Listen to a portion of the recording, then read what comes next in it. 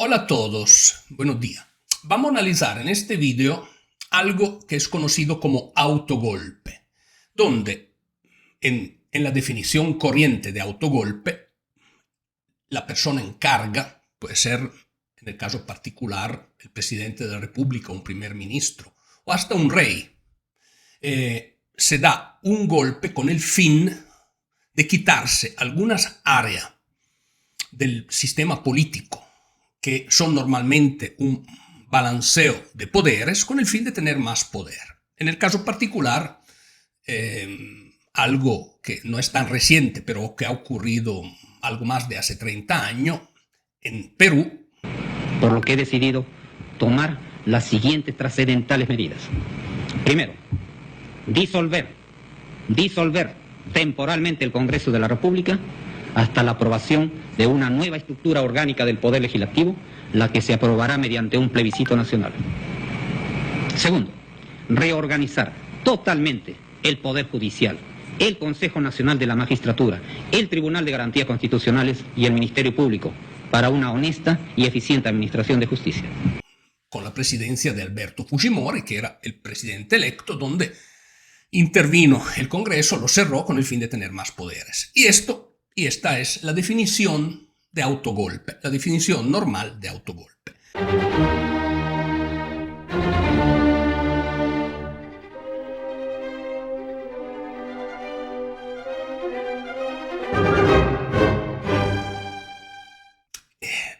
En la realidad latinoamericana del socialismo del siglo XXI,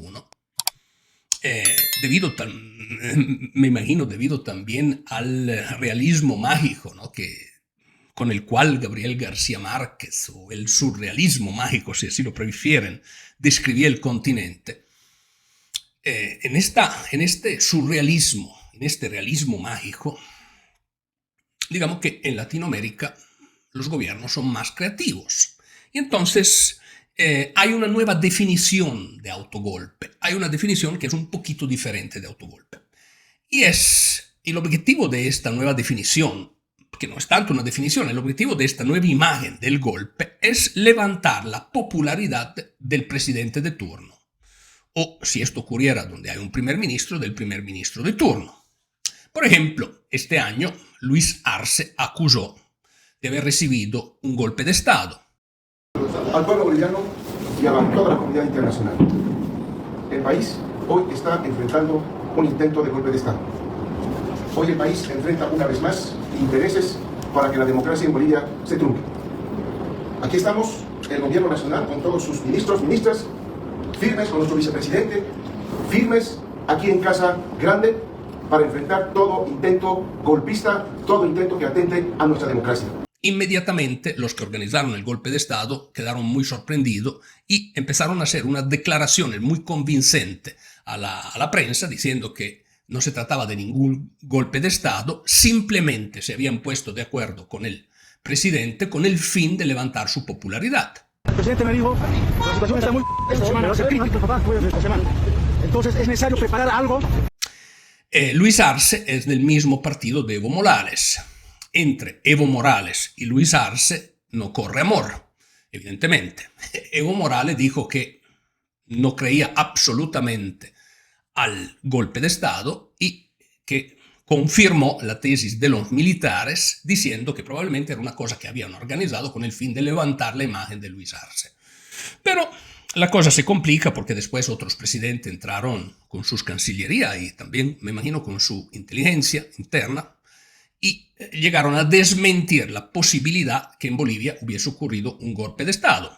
Me refiero a Javier Milei, el cual emitió una nota diciendo básicamente o constatando que no se trataba a criterio del gobierno de Argentina de un golpe de Estado. Entonces se puede imaginar el ultraliberal que se choca con los zurditos, ¡boom!, chispas. Pero bueno, la cosa va más allá de esto. ¿Cómo el socialismo del siglo XXI manipula las masas? Unas masas que poco a poco ha llegado a controlar. ¿Y cómo llega a este control? Ese control lo alcanza el socialismo del siglo XXI siguiendo la regla muy clara que Fidel Castro escribió en su libretita roja de cómo se construye el perfecto dictador social comunista del siglo XXI. Entonces, todos estos presidentes alrededor de la región, en cierta medida, han seguido más o menos a la letra y siguen más o menos a la letra los consejos del defunto dictador, emperador, líder cubano. Entonces, ¿a qué me refiero? Que en momentos, en momentos difíciles de su gobierno, un golpecito de Estado, pero no en contra de ellos mismos. La imagen de un golpe hacia sí mismo le levanta inmediatamente la imagen. Tenemos, como dijo correctamente el presidente de Argentina, Javier Milei, Pero eso sí, lograron la igualdad. Son todos igualmente pobres. en estos gobiernos, refiriéndose a Venezuela, se ha alcanzado sin duda la igualdad. ¿Por qué? Porque ahora son todos pobres. No todos, digamos un 95% de la población. ¿Por qué? El concepto de la igualdad que estos gobernantes de extrema izquierda propician en sus gobiernos es una mentira. Sabemos que ellos son parte de una casta multimillonaria. Hablamos de miles de millones de dólares escondidos en el mundo que poco a poco, en muchos casos, han robado a su propio pueblo y mantienen el pueblo en pobreza. El mantener el pueblo en pobreza es sin duda el primer elemento por medio del cual tienen el control total del pueblo. ¿Por qué? Porque donde hay hambre es más fácil, con pequeña dádiva, con pequeñas limosnas, controlar el pueblo. Pero cuando las cosas se ponen mal, llega el golpecito de Estado, que le levanta inmediatamente la imagen. Y este podría ser el caso o lo que ocurrió en Bolivia este año. Pero en Bolivia, también unos años antes, en el 2019, hubo unas elecciones muy cuestionadas y Evo Morales fue obligado prácticamente a dimitir. Allí también intervinieron muchos socialistas del siglo XXI alrededor de la región diciendo que era un golpe de Estado, otro que no, etc. Finalmente México le ofreció a Evo Morales asilo político. Pero bien, por ejemplo, hay un caso en Ecuador, me parece en 2011, hubo una pequeña revuelta policial. Inmediatamente Rafael Correa tomó la excusa del golpe de Estado para levantar sus imágenes. Señores, si quieren matar al presidente, aquí está. Inclusive hay imágenes de Correa donde desde una ventana se abre la camisa y grita «Máteme», como si fuera un mártir de la paz. Pero bueno, estas son todas manifestaciones de lo que viene del libretito rojo que Fidel Castro ha dejado como su nefasta herencia a los líderes de la región. Simplemente son autogolpes donde, a mi criterio, en muchos casos, son o podrían ser, porque nunca sabremos, autogolpes donde los mismos presidentes orquestan algo para levantar sus imágenes. El caso particular con el cual me gustaría poner una reflexión un poco más atenta es el supuesto golpe de Estado en contra de Hugo Chávez en Venezuela en 2002. Les agradezco, no va a haber preguntas, él va a enviar un mensaje y luego se retirará. Primero que nada, quiero dar buenos días a todo el pueblo de Venezuela. Y este mensaje bolivariano va dirigido a los valientes soldados que se encuentran en el regimiento de paracaidistas de Aragua y en la brigada blindada de Valencia. Compañeros, lamentablemente, por ahora, los objetivos que nos planteamos no fueron logrados en la ciudad capital. Es decir, nosotros acá en Caracas no logramos controlar el poder. Ustedes lo hicieron muy bien por allá, pero ya es tiempo de evitar más derramamiento de sangre, ya es tiempo de reflexionar y vendrán nuevas situaciones y el país tiene que enrumbarse definitivamente hacia un destino mejor. Así que oigan mi palabra, oigan al comandante Chávez que les lanza este mensaje para que por favor reflexionen y se pongan las armas.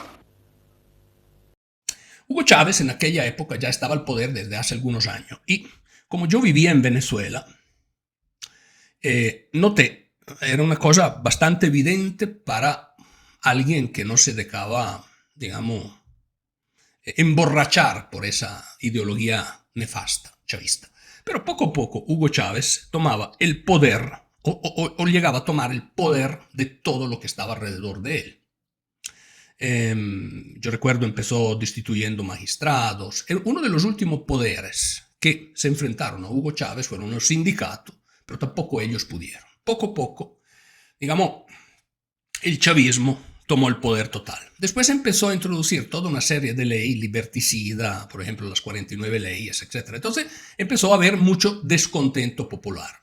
Yo recuerdo, en el momento en que ocurrió ese supuesto golpe en el 2002, a inicio de abril, me parece entre el 11 y el 13 de abril, si mal no recuerdo, de ese golpe, yo estaba en un aeropuerto, creo que era el aeropuerto de Panamá, y había noticia, y estaba con un grupo de venezolanos.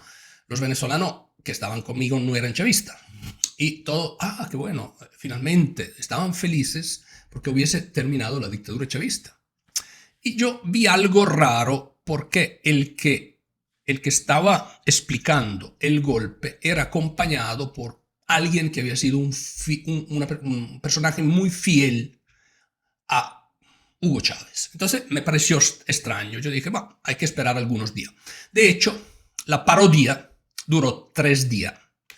Y 3 días después, Hugo Chávez regresó al poder. Pero con muchas ganancias regresó al poder. Primero, se dio cuenta en estos 3 días de todos los que estaban apoyándolo y los que le eran realmente fiel y todos los que le eran en contra. En el momento en que ese supuesto golpe se da, capturan a Hugo Chávez y lo meten en un calabozo. Entonces, los que estaban no tan convencidos del dictador, inmediatamente respaldaron el nuevo gobierno. El nuevo gobierno, a la cabeza del nuevo gobierno había un personaje que tenía el liderazgo prácticamente parecido a una llanta de repuesto de un carro viejo. Me refiero a Pedro Carmona. Pedro Carmona empezó a dar, en lugar de quedarse callado y tratar de avanzar un poco, empezó a dar toda una serie de declaraciones altisonantes, a tomar decisiones muy fuertes, pero era parte yo creo, de la escenificación de un cuento.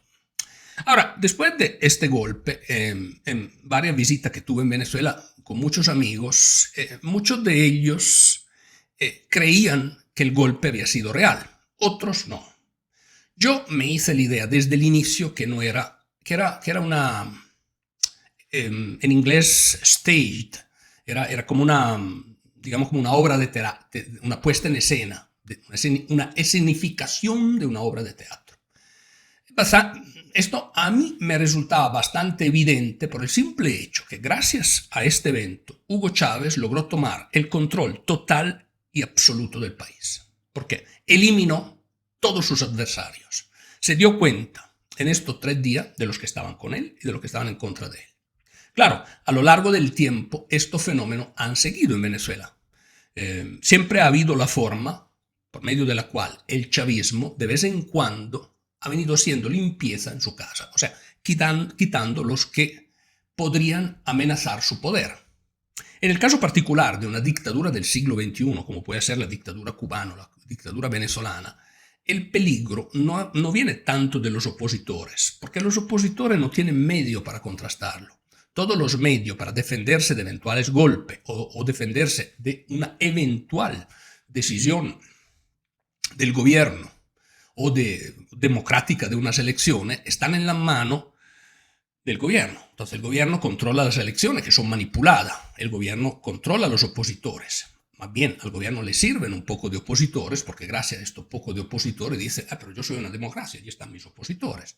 Pero el peligro grande por estos dictadores latinoamericanos y alrededor del mundo viene más desde adentro que desde afuera. Y gracias a esos supuestos golpes, en el caso particular, el del 2002 de Venezuela, Hugo Chávez hizo una gran limpieza en su patio, en su jardín. Y esto es lo que conocemos o lo que a veces podríamos definir como una versión, digamos, deformada o otra versión, una versión B del autogolpe que normalmente se conoce, por ejemplo, con lo que ocurrió en Perú en 1992, como he dicho, en el caso de Fujimori, el Fujimorazo.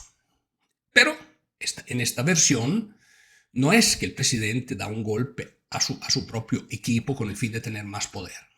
Da la imagen de recibir ese golpe. Y esa es la diferencia.